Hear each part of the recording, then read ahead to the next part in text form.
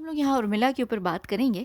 अच्छा, उर्मिला का वैसे तो सुशांत के केस से कोई भी ताल्लुक नहीं है, लेकिन अब वो ताल्लुक इनका बन रहा है। अगर आप लोगों को याद होगा कि पिछले कुछ दिनों पहले उर्मिला के द्वारा एक यूट्यूबर पर केस डाला गया था। उन्होंने केस किया था जिसके चलते उस यूट्यूबर को जेल भी हुई और फिर उनको बेल भी हुई, और अब उनके जो केस हैं वो कोर्ट के अंदर भी हैं।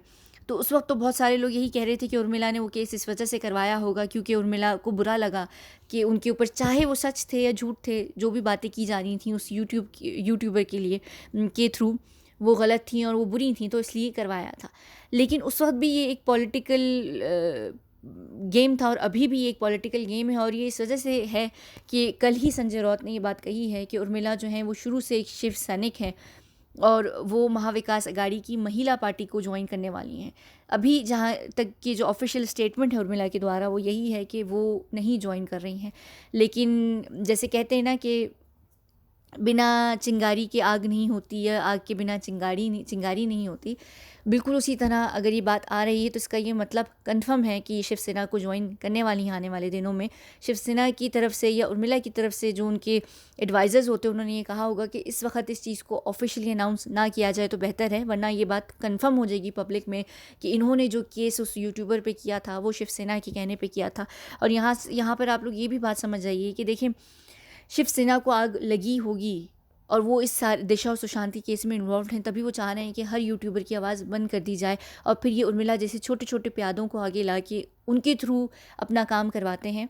वरना अगर जैसे बेबी पेंगुइन और पापा पेंगुइन या पूरी पेंगुइन सरकार अगर इस केस में इन्वॉल्व ना होती तो उनकी बला से होता कि चाहे कोई कुछ भी कह रहा है, कितने आरोप लगा रहा है, अगर आप खुद में क्लियर होते हैं तो आप इतना ज़्यादा नहीं करते। देखिए, छोटे मोटे होते हैं ना, छोटे मोटे आरोप होते हैं, उनको आके क्लियर करना अलग बात है, लेकिन इतने बड़े लेवल पर अगर कोई चीज़ चल रही है और आप उसमें बैकग्राउंड में बैठ के सबको डुगडुगी पे चला रहे हैं, सब कुछ कर रहे हैं, तो फिर आप समझ लें कि आप कहीं ना कहीं दोषी भी हैं और आपको पता भी है और आप ये सारे काम उसको कवर करने के लिए कर रहे हैं। वरना आप ना करते। इस वक्त पूरे महाराष्ट्र में और बहुत सारी चीज़ें हैं जिनको आपकी अटेंशन की ज़रूरत है, बहुत सारी चीज़ें हैं, एम्प्लॉयमेंट है और ना जाने क्या चीज़ें हैं। लेकिन अगर आप इन चीज़ों में पड़े हुए हैं कि कंगना के घर को तोड़ना है और यूट्यूबर्स के ऊपर केस करना है और ये कहना है और वो करना है और फलाना ढिमकाना, तो फिर आप समझ जाइए कि आपकी जो प्रायोरिटी है वो यही है कि आपके बेटे ने जो सारा कबाड़ा किया है अब आप उसको कवर कर रहे हैं। तो यहाँ पर ये जो पेमेंट इन काइंड दी गई है उर्मिला को शिवसेना ज्वाइन करके, और एक सीट के लिए इनको खड़ा किया जा रहा है जिसके ऑलरेडी 11 कैंडिडेट्स हैं, उसमें से एक में जो है उर्मिला होंगी और पापा पेंगुइन खुद डिसाइड करेंगे कि वो किस सीट से खड़ी होती हैं। अब क्योंकि ना ये इस वक्त बॉलीवुड में है ना ये फिल्म इंडस्ट्री के अंदर उर्मिला का इस वक्त कुछ है, तो इनको कुछ ना कुछ तो करना ही है अपनी दाल रोटी चलाने के लिए और हुक्का पानी चलाने के लिए। तो ये इसी तरीके की ओछी हरकतें कर करके अपना नाम बना रही हैं। कांग्रेस में ये रही हैं, फिर कई इन्होंने कांग्रेस से रिज़ाइन कर दिया क्योंकि ये वहाँ चल नहीं पाई।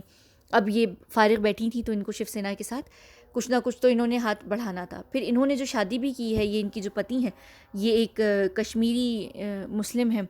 इनको कंगना की जो पीओ की वाली स्टेटमेंट थी शायद वो इसी वजह से इतनी बुरी भी लगी होगी।